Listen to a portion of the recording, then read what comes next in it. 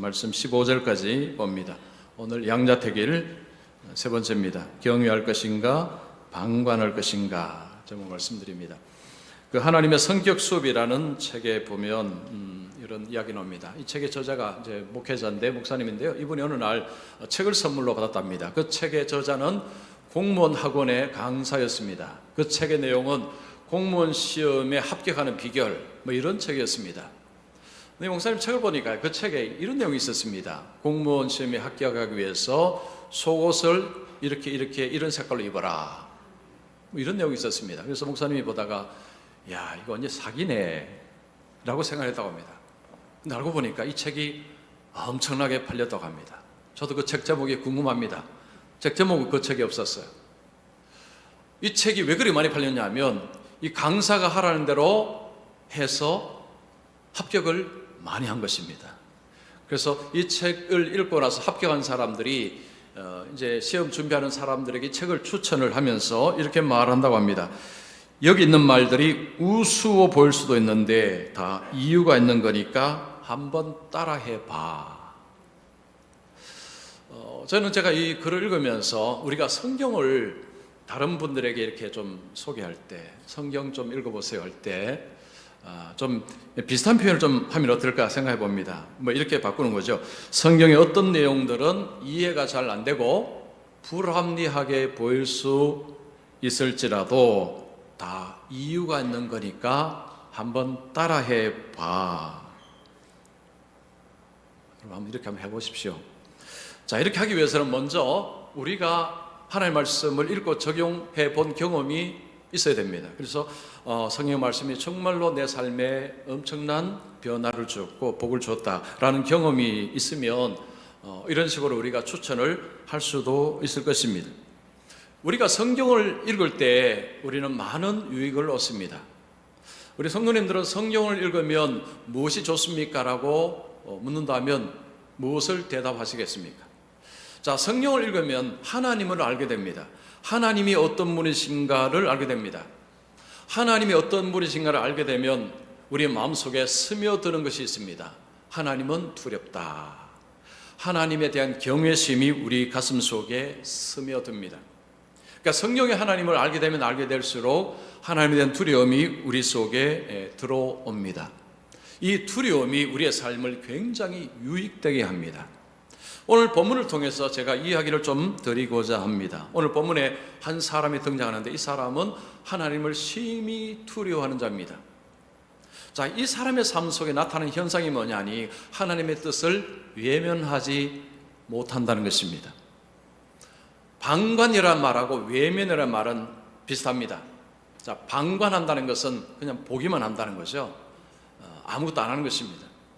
하나님을 두려워하게 될 때, 하나님을 경외하는 자에게는 하나님의 뜻에 대한 관심이 있습니다. 그래서 하나님의 뜻을 외면하지 않는다는 거죠. 즉 방관하지 않는다.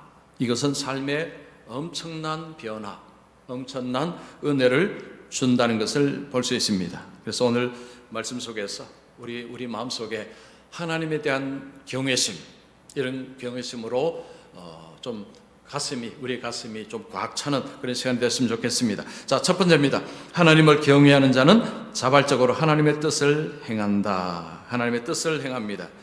엘리야는 기근의 때에 사르밧 과부의 집에서 거의 3년을 지냈습니다. 1절에 보면 많은 날이 지나고 제3년에 하나님이 엘리야를 부르십니다. 아합에게 가라고 이야기합니다. 사실 지금 엘리야가 아합에게 가는 것은 위험합니다. 여전히 북이스라엘 왕은 아합입니다. 아합과 이세벨은 엘리야를 죽이기 위해서 계속 찾고 있는 상황입니다. 전국에 수배령이 내려져 있는 상황이라 말할 수 있습니다. 이런 가운데서 아합에게 간다.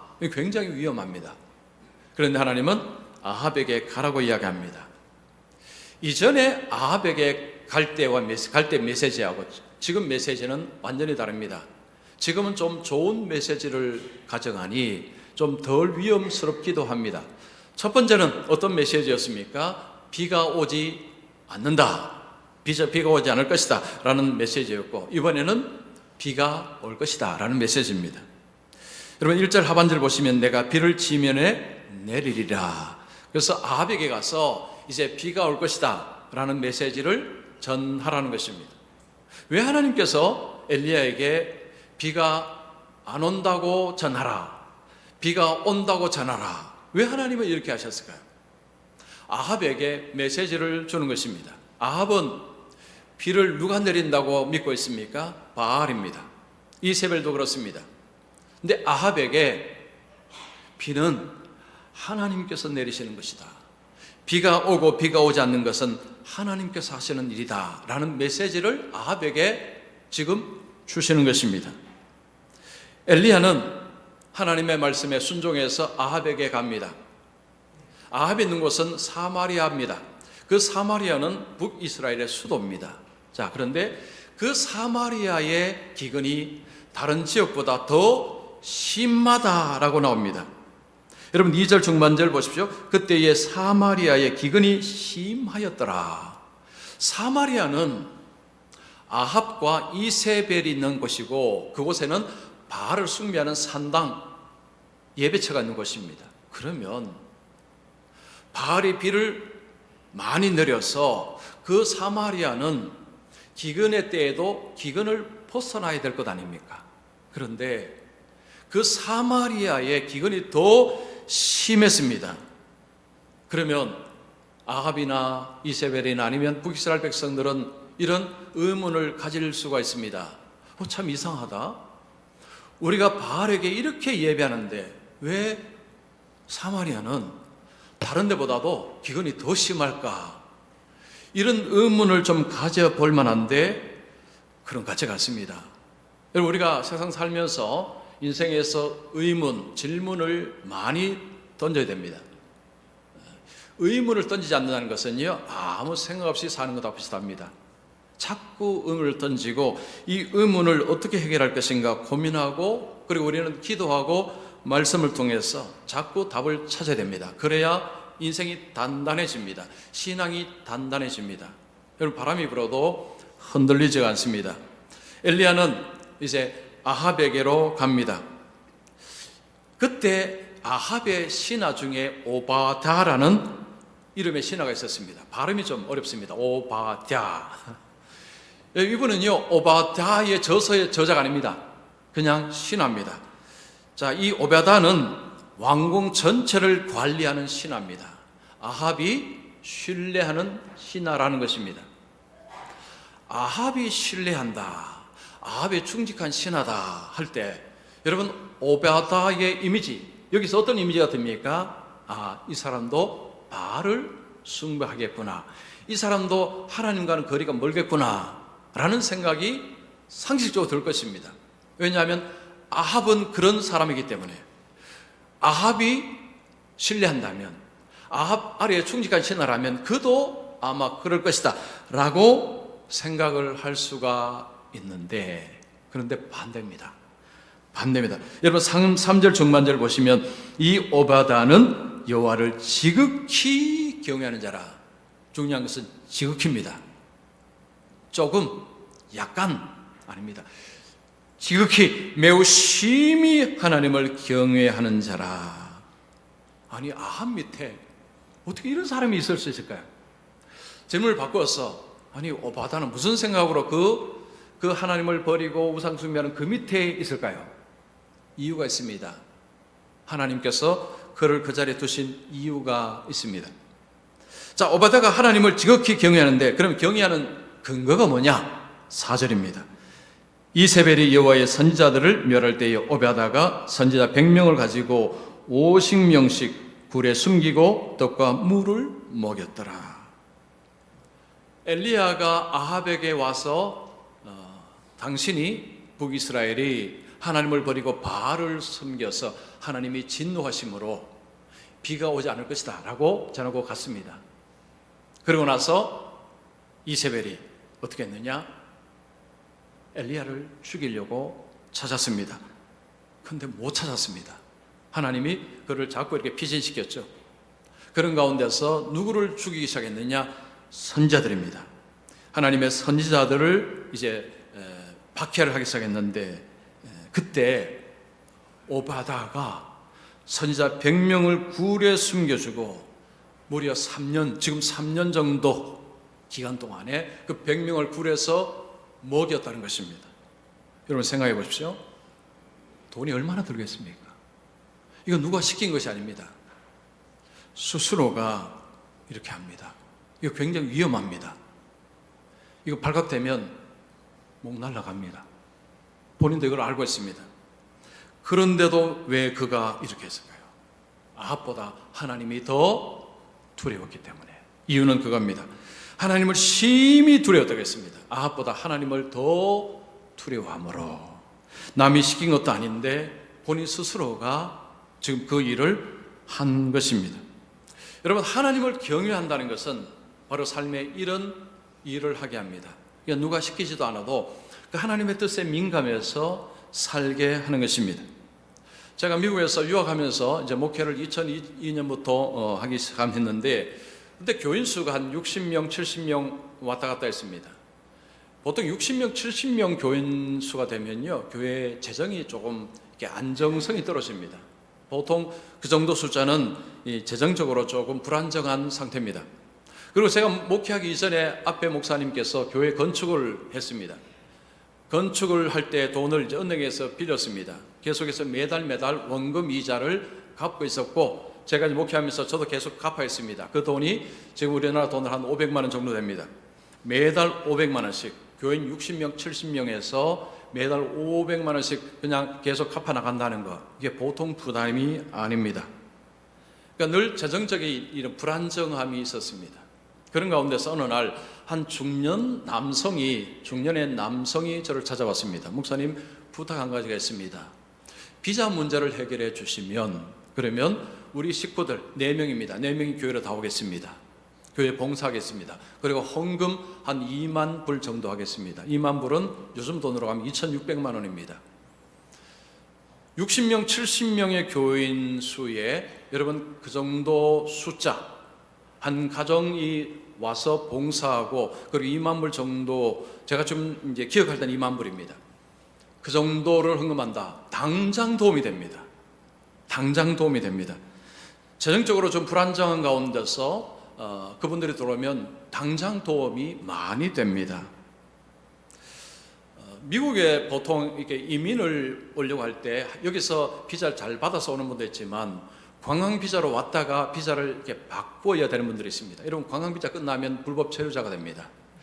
불법 체류자가 되면요, 운전면허 따는 것도 그렇고 일자리 얻는 것도 그렇고 자녀들 학교 가는 것도 그렇고 이게 보통 문제가 아닙니다. 그래서 미국에서는 영주권을 반드시 받아야 됩니다. 그래서 어떤 분은 그런 이야기합니다. 영주권 받는 것이 하늘의 별 따기처럼 어렵다. 굉장히 어려운 것이 영주권 받는 것입니다.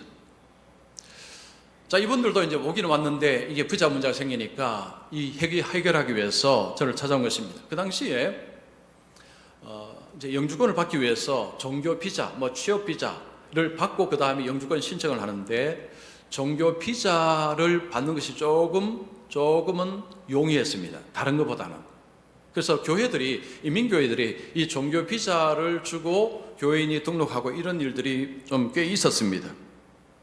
그래서 이분은 그걸 알고 이제 저를 찾아와서 부탁을 한 것입니다. 종교 비자는 보통 목회자, 반주자, 지휘자, 주일학교 교사도 영주권, 이 종교 비자를 신청할 수 있는 권한이 있었습니다. 단 조건이 있습니다. 교회가 사례를 지불하는 사람에게만 해당이 되었습니다. 이분은 자기는 한국에서 주일학교 교사를 했기 때문에 교회에서 주일학교 교사를 할 수가 있다라고 했습니다. 교회가 지금 재정적으로 불안정한 가운데서 이분이 정하게 한 제안은 굉장히 사실은 솔깃한 제안입니다. 뿌리치기 어려운 제안입니다. 제가 그분을 한다고 해서 누가 뭐라 하지도 않습니다. 왜냐, 그때 교회들이 많이 그렇게 했기 때문에. 제가 고민이 좀 되었습니다. 좀 고민을 하다가 그분에게 이렇게 말했습니다. 죄송합니다. 우리 교회는 해드리기가 어려울 것 같습니다. 제가 왜 그렇게 했냐면, 일단 하나님이 무서워서 그랬습니다. 하나님이 두려워서 그랬습니다.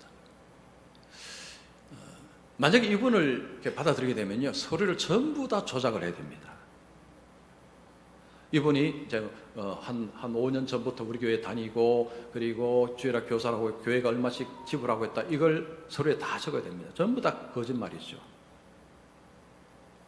그래서 저는 하나님 무서워서 하지 않는다고 했습니다. 그리고 제가 6년도 목회할 때 그렇게 준 적은 사실 한 번도 없습니다. 여러분, 하나님을 우리가 두려워한다는 것은요, 어떤 삶의 이 어떤 순간순간 결정할 때에 하나님에 대해서 굉장히 민감하게 만듭니다. 성경에서 하나님은 심판주이십니다. 그죠? 하나님은 심판하신 분이십니다. 그래서 우리가 심판하신 하나님만 생각하면 그냥 무섭게 벌벌 떨 수밖에 없습니다. 그러면 이 순종은요, 이거는 억지 순종입니다. 그런데 성경의 하나님은 어떤 하나님이십니까? 은혜, 사랑, 복을 주시는 하나님이십니다. 그래서 하나님의 말씀을 우리가 자발적으로 기쁨으로 따라갈 때 하나님은 은혜를 베풀어 주십니다. 자, 그분은 이제 돌아가시고, 그리고 교회 재정적인 계속 불안정했는데, 여러분 그 다음에 이제 교회 헌금도 확 늘어나고, 하나님께 사람도 확 보내주셔서, 이야, 역시 순종하니까 이렇게 잘 되는구나 라는 일이 일어났을까요? 그런 일은 안 일어났습니다. 늘 똑같았습니다. 똑같았는데, 여러분 뭐든지 길게 봐야 됩니다.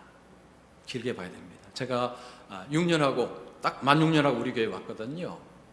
여러분, 이민교회는 정말 어렵습니다. 한국에 있는 교회하고 좀 많이 다릅니다. 그래서 이런저런 일들이 많이 일어나는 데가 이민교회입니다. 근데 제가 목회할 때요, 재정적으로 어렵거나 빌려되거나 이런 일은 사실 없었습니다.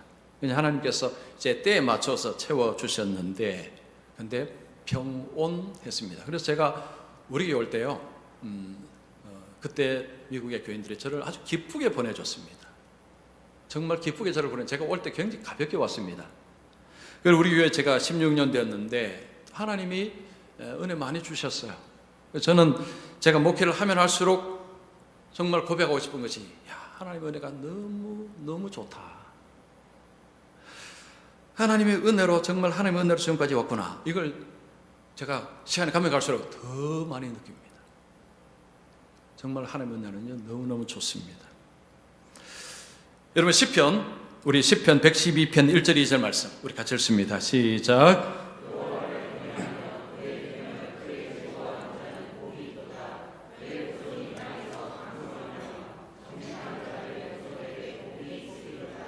여기 보십시오. 하나님을 경외하는 자, 하나님의 계명을 즐거워하는 자에게 후손까지도 하나님께서 복을 주신다. 여러분 믿으십니까? 저는 확실하게 믿습니다. 저는 100% 믿습니다. 왜냐? 직접 경험했기 때문에. 그래서 우리가 하나님을 경외한다는 것이 단지 무서워 벌벌 떠는 이게 아닙니다. 그렇죠? 하나님을 두려워함으로, 하나님의 뜻에 민감함으로 그렇게 살 때 하나님이 인생을 도우신다는 거죠. 자, 두 번째입니다. 하나님을 경외하는 자는 자기만을 위하는 방관자로 살지 않습니다. 아합은 신하 오바다를 이렇게 불러서 자기 왕에게 자기 가축이 있었습니다. 노새와 말이 있었는데 기근 때니까 자꾸 죽어나갑니다. 먹을 꼴도 부족하고 물도 부족하니까 가축들이 자꾸 죽어나가니까 신하를 불러서, 야, 이러다가는 내 가축 다 죽겠다. 우리 꼴 좀 찾으러 가자. 물 있는 곳을 좀 찾으러 가자 하고 오바다를 대동해서 갑니다. 자, 지금 이 왕은 뭘 걱정하고 있습니까? 자기 가축입니다. 백성을 걱정해서 나간 게 아니고 자기 가축. 여러분, 이 가축은요, 재산입니다. 재산. 그 당시에 재산은 가축입니다. 자기 재산 보존하기 위해서 신하를 끌고 지금 나가는 것입니다. 자, 가는 가운데서 우리 헤어지자. 너는 이 길로, 나는 이 길로 가서 우리 꼴과 모를 한번 찾아보자 하고 서로 이렇게 헤어져서 가는데, 오바다가 길을 가다가 엘리야를 만납니다. 하나님이 엘리야를 그에게 보내신 것입니다. 오바다는 엘리야를 보고는 납작 엎드립니다. 여러분 7절 보시면, 그가 알아보고 엎드려 말하되 내 주 엘리야여 당신 이오시니까. 엘리야를 금방 알아봅니다. 오바다는 하나님을 경외하는 사람이기 때문에 주의 종을 볼 때도 존경을 가지고 대했습니다. 엘리야가 오바다에게 놀라운 이야기를 합니다.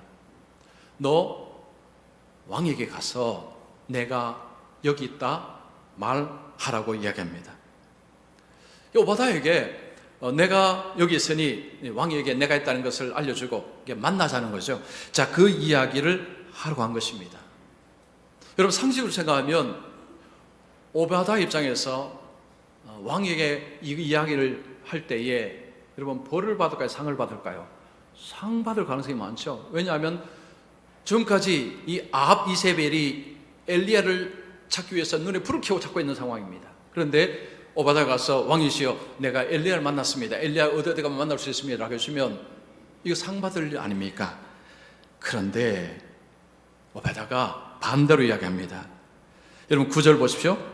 이르되 내가 무슨 죄를 범하였기에 당신이 당신의 종을 아합의 손에 넘겨 죽이게 하려 하시나이까? 지금 엘리야가 너 빨리 너 주에 가서, 주는 왕이죠, 왕이 가서 내가 여기 있다고 전하라고 하니까 오바다가 난색합니다. 아니요 이게 되면 나 죽습니다. 나 죽음을 면치 못합니다 라고 하는 것입니다. 아니 왜 오바다는 왜 이런 이야기를 할까요? 여러분 10절 보시면 당신의 하나님 여호와께서 살아계심을 두고 맹세하노니 내 주께서 사람을 보내어 당신을 찾지 아니한 족속이나 나라가 없었는데 그들이 말하기를 엘리야가 없다 하면 그 나라와 그 족속으로 당신을 보지 못하였다는 맹세를 하게 하였거늘. 표현이 조금 어려운 표현인데 이런 것입니다. 엘리야가 기근에 대한 예언을 하고 나가자 이세벨이 엘리야를 찾기 위해서 방방곡곡을 뒤진 것입니다. 심지어는 나라 바깥에까지. 그런데 못 찾았습니다. 왜 못 찾았습니까? 하나님이 그를 인도하시니 못 찾은 것입니다. 지금 오바다가 그 이야기를 하는 것입니다. 그런데 만약에 내가 왕에게 가서 내가 엘리야를 보았습니다. 거기 가면 엘리야를 만날 수 있습니다 라고 하고 내가 아합에게 가서 이야기를 하고 나면, 그러면 지금처럼 하나님이 또 당신을 다른 데로 옮기면 그러면 내가 어떻게 됩니까? 그 이야기야. 그러면 나는 죽게 됩니다. 그 이야기입니다. 지금 오바다가 하는 걱정은요 굉장히 합리적인 것입니다. 그런 거죠. 지금까지 하나님은 엘리야를 여기저기 옮겨다니니까 이세벨과 아합이 찾아도 못 찾았습니다. 오바다는 그걸 생각하는 것입니다. 만약에 내가 만난다고 하는데 근데 하나님 또 옮기시면 그러면 나는 아합에게 죽습니다. 그러자 15절에 엘리야가 말합니다. 내가 섬기는 만군의 여호와께서 살아계심을 두고 맹세하노니. 엘리야는 오바다의 걱정을 알고 있습니다. 그래서 뭐라고 이야기합니까? 내가 하나님 이름 두고 맹세한다. 내가 오늘 아합에게 보이리라. 내가 아합을 꼭 만나리니 걱정하지 말라는 거죠. 내가 하나님 이름으로 맹세한다. 네가 걱정하는 일은 일어나지 않을 것이다 라고 안심을 시켜준 것입니다.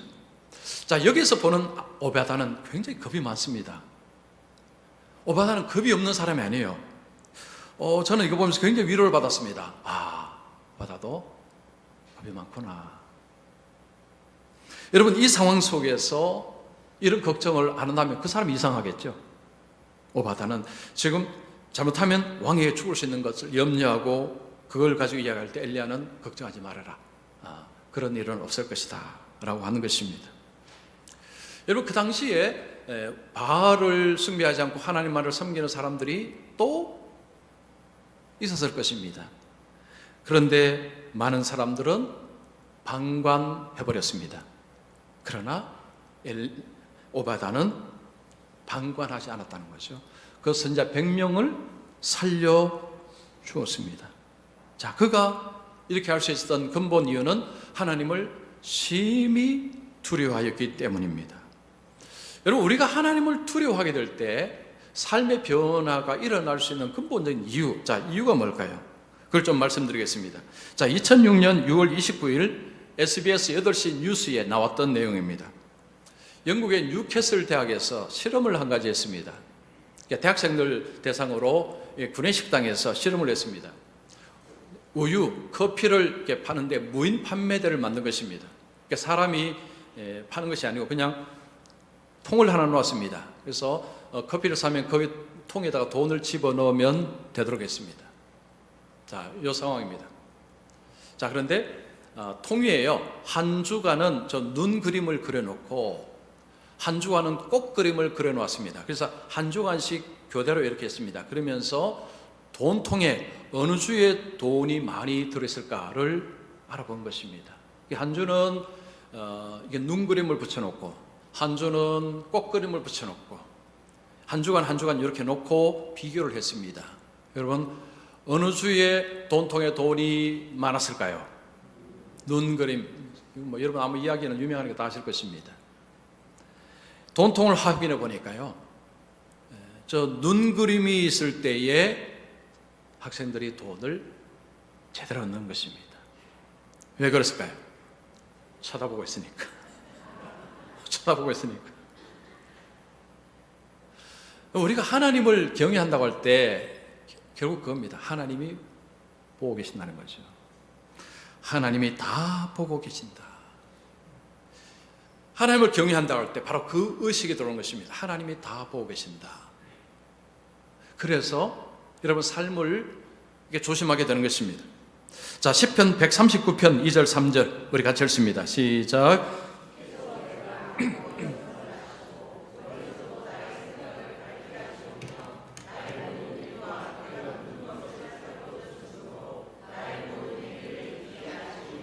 다윗의 고백입니다.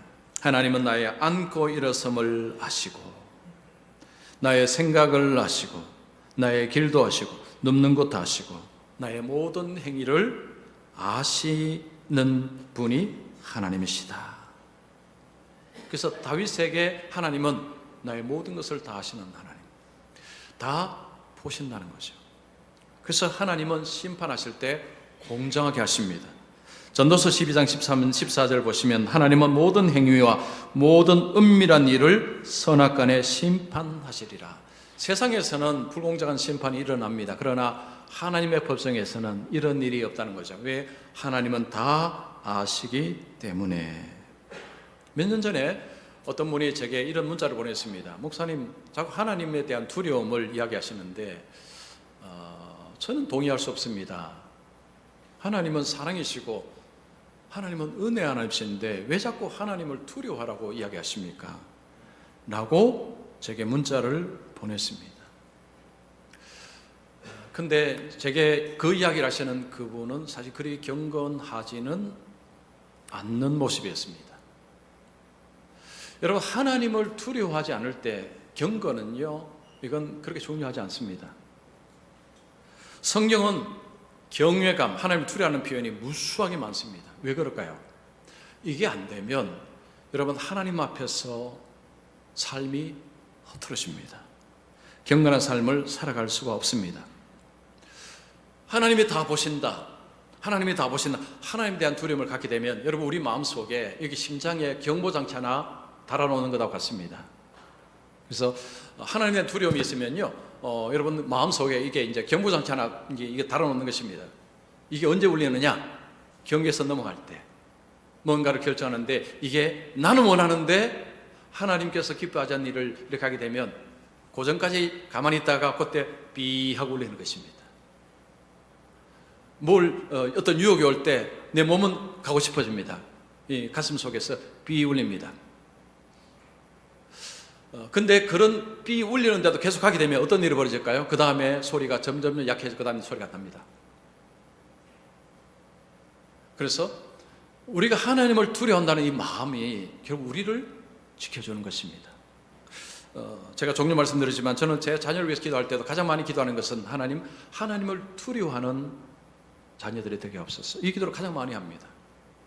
우리가 신앙생활을 잘하기 위해서 물론 많은 것이 필요한데 정말 중요한 것은 하나님을 두려워한다면 그러면 하나님의 뜻에 외면을 못합니다.